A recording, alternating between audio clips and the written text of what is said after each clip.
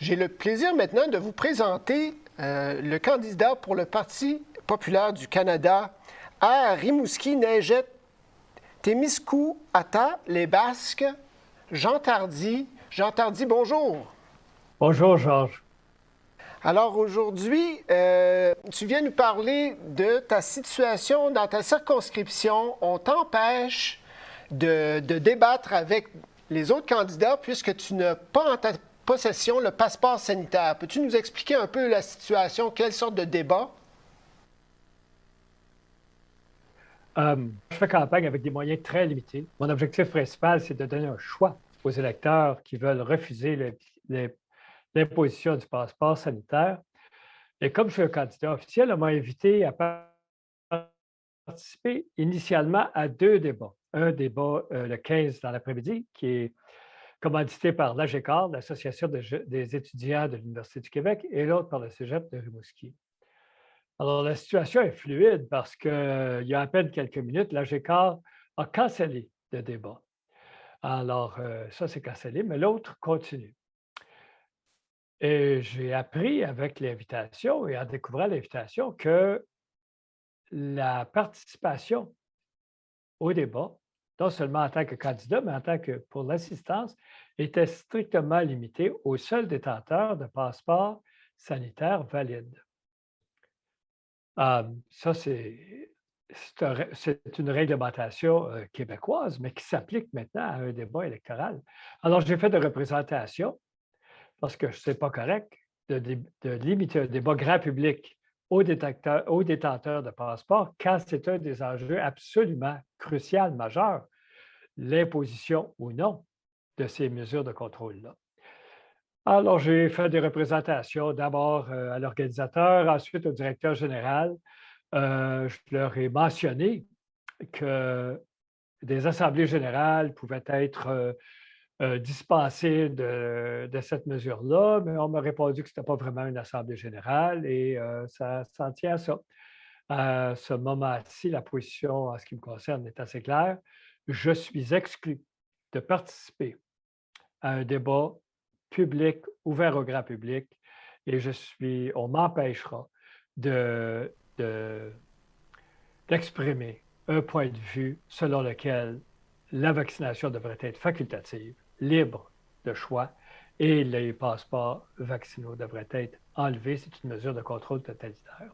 Alors, essentiellement, je me retrouve exclu en amont du débat, en amont de la discussion. Tu ne trouves pas ça paradoxal qu'on permet aux gens, même sans passeport, d'accéder à des endroits soi-disant essentiels comme des épiceries et autres?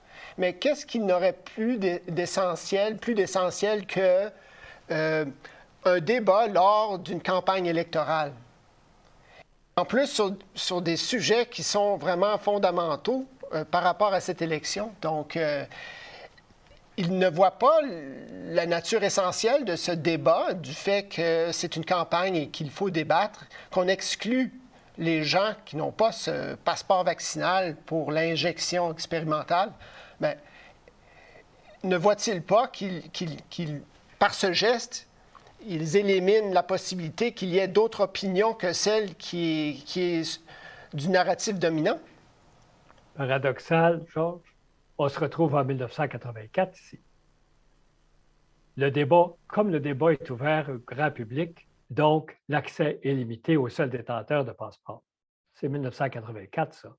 Paradoxal, dans la liste qui inclut l'Assemblée générale et qui permet d'exempter les détenteurs, ceux qui ne sont pas détenteurs de passeport, dans cette même liste, on retrouve des cours de dressage canin. Tu te rends compte? On est en train de limiter l'accès à un débat public sur un enjeu essentiel de la société. Puis en même temps, si tu veux apprendre à ton caniche comment donner la patte, tu n'as pas besoin de montrer un passeport vaccinal. Le régime Legault, essentiellement, met les caniches en avant de la liberté. Donc, c'est affreux. Quel est le message, donc, central que tu aimerais envoyer aux autres candidats, au directeur général des élections et aux concitoyens de ta circonscription par rapport aux enjeux de cette élection? D'après ce que j'ai vu, d'après ce que je vois, là, l'élection elle-même et Élections Canada est encore une organisation saine qui va faire des élections correctes. Autrement dit, à mon avis, l'électeur, quand il va voter, son vote va compter pour un vote de façon claire et nette. Alors, ça demeure une activité qui peut être faite. Alors, ce que je veux dire, moi, aux électeurs de mon comté et aux électeurs de tous les comtés du Québec, allez voter. Allez voter parce que là, dans l'isoloir, c'est vous autres qui gouvernez le pays, ce n'est pas les élites. Et c'est un exercice qui est encore sain, qui est encore correct, et votre vote va être compté. Alors, c'est la première chose que je veux dire. Puis la deuxième, c'est de prendre note que les organisations qui ont beaucoup de moyens n'ont pas le même type de discours. Alors, ils vont toujours paraître plus crédibles dans les médias. Mais il faut être capable de gratter puis de regarder les faits concrets pour aussi évaluer une organisation qui a peu de moyens parce qu'elle elle est dénigrée ou elle n'est pas subventionnée aussi de façon aussi importante. Alors, M. Tardy, tu as fait des recherches en intelligence artificielle, en analyse des systèmes et aussi plusieurs te connaissent pour ton analyse de ce qu'on appelle la grande réinitialisation, the Great Reset.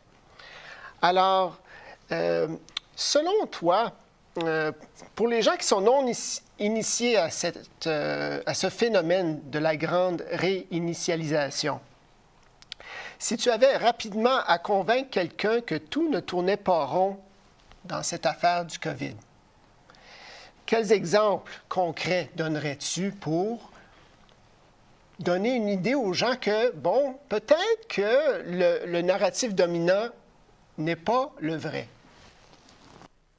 Ça ne tourne pas rond, certain.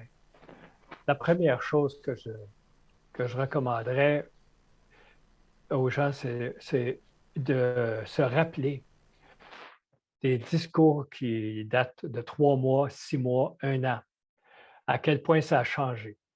De se souvenir qu'il y a 1 an et demi, on se fait dire seulement 3 semaines, puis on aplatit la courbe et ensuite l'immunité collective va s'installer. 65 pour l'immunité collective. Ensuite, ça change à 75, 95, 85, 95. Le discours change continuellement.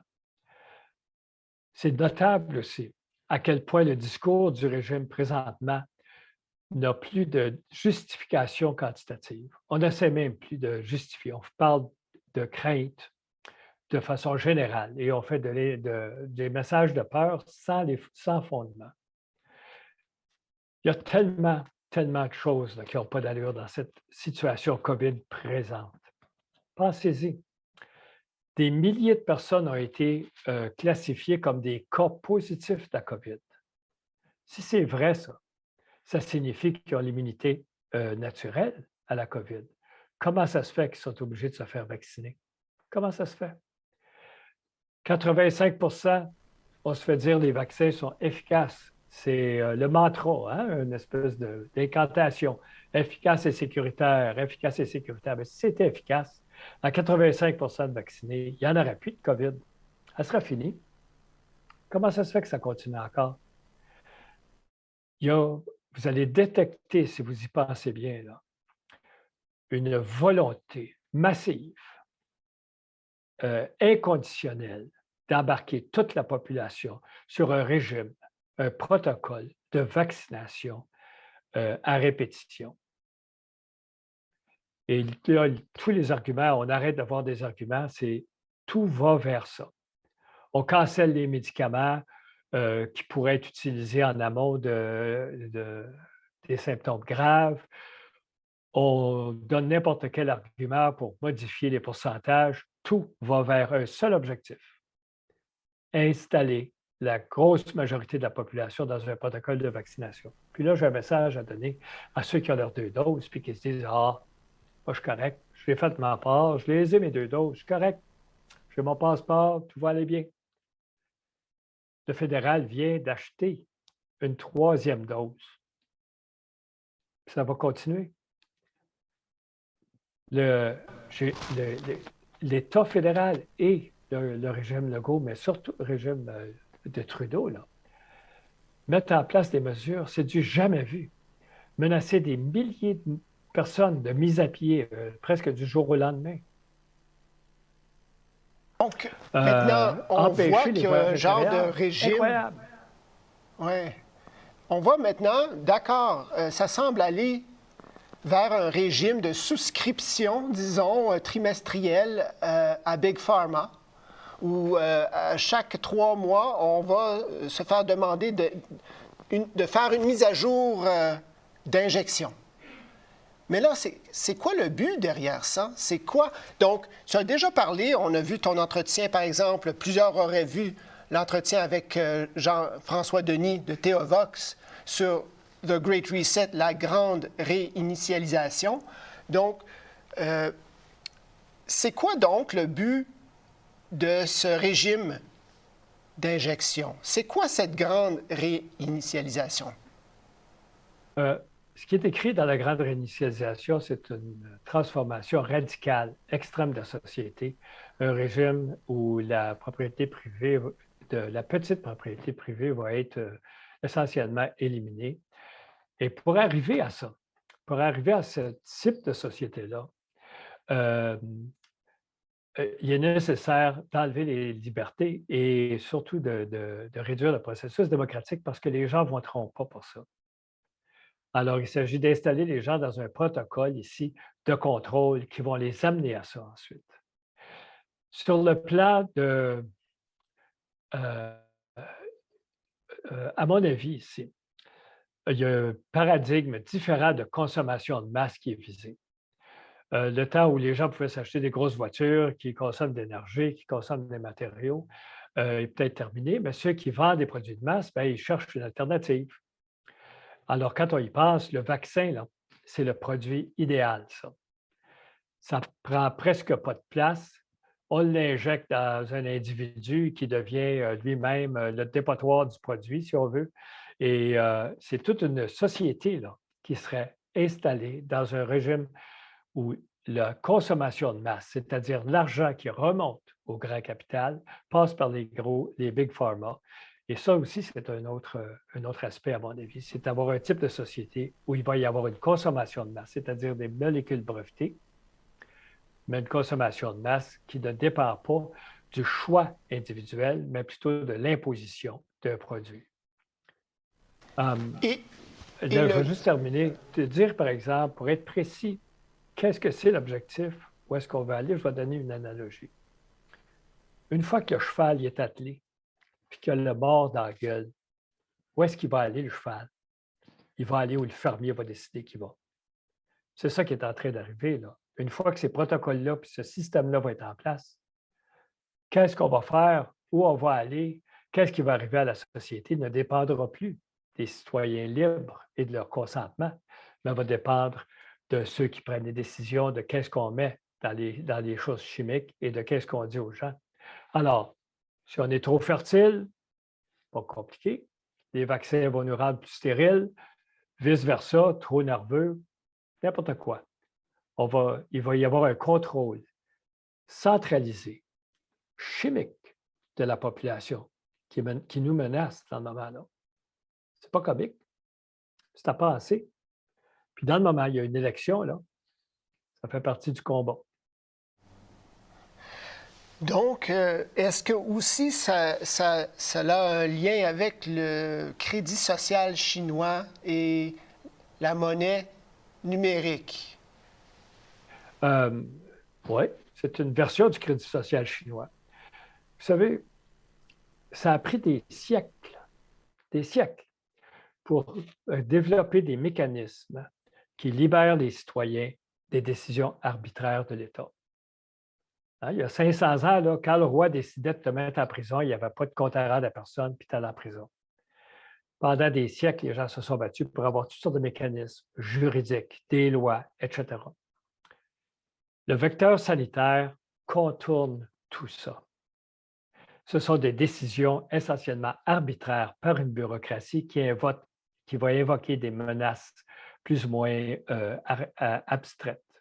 Alors, il n'y a plus Il n'y a plus de tous ces mécanismes-là de contrôle qui protègent les citoyens, sont escamotés, sont contournés. Et le résultat, ça va être un régime totalitaire. Donc, l'enjeu de cette élection, c'est vraiment les droits de l'homme versus la dictature des oligarchies? À ce stade-ci, oui, tout à fait. C'est le putsch, ce qu'on vit au Canada dans le moment, ce n'est pas unique, là. Il s'agit de regarder en Australie, en Europe, etc. C'est vraiment un putsch qui est concerté, qui sert les besoins et qui est initié par le grand capital mondial, c'est-à-dire le Forum économique mondial, ses partenaires et les grands investisseurs des firmes financières. En passant, les Big Pharma, c'est un petit peu une illusion. Il y en a un, Big Pharma. Ils ont tous le même propriétaire, tous les mêmes actionnaires principaux, qui sont aussi actionnaires des grands médias et des chaînes d'information médiatique. Alors, tout ça sert en effet l'avantage et l'intérêt. C'est un contrôle qui est initié par le Forum économique mondial qui vise l'implantation de l'Agenda 2030 des Nations unies et cela soutenu avec la collaboration explicite du Parti libéral et du gouvernement Justin Trudeau et avec la collaboration du Bloc québécois et des autres partis. Oui. On voit clairement qu'il semble y avoir pas grande alternative à part du Parti populaire du Canada.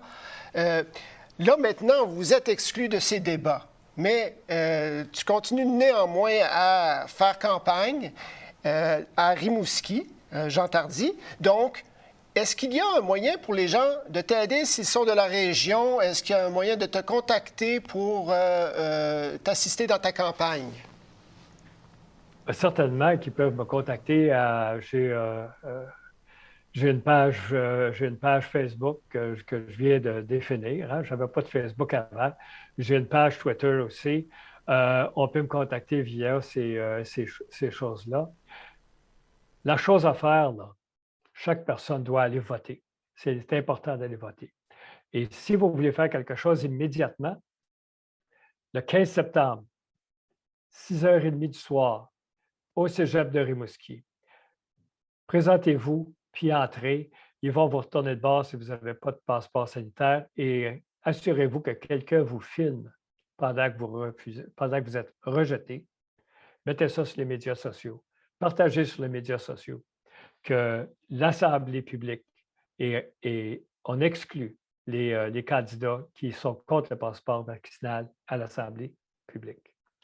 Alors oui, vous pouvez m'aider. J'ai des moyens extrêmement limités.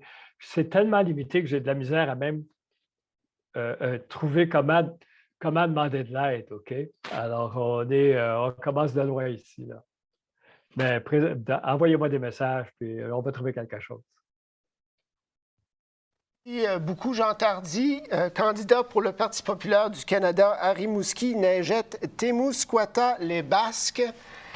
Que Dieu te bénisse dans tes démarches. J'espère que tout ira pour le mieux pour les jours qui viennent, là, jusqu'à l'élection. Et à très bientôt. Que le Seigneur te garde toi aussi, Georges, et tous ceux qui nous entendent.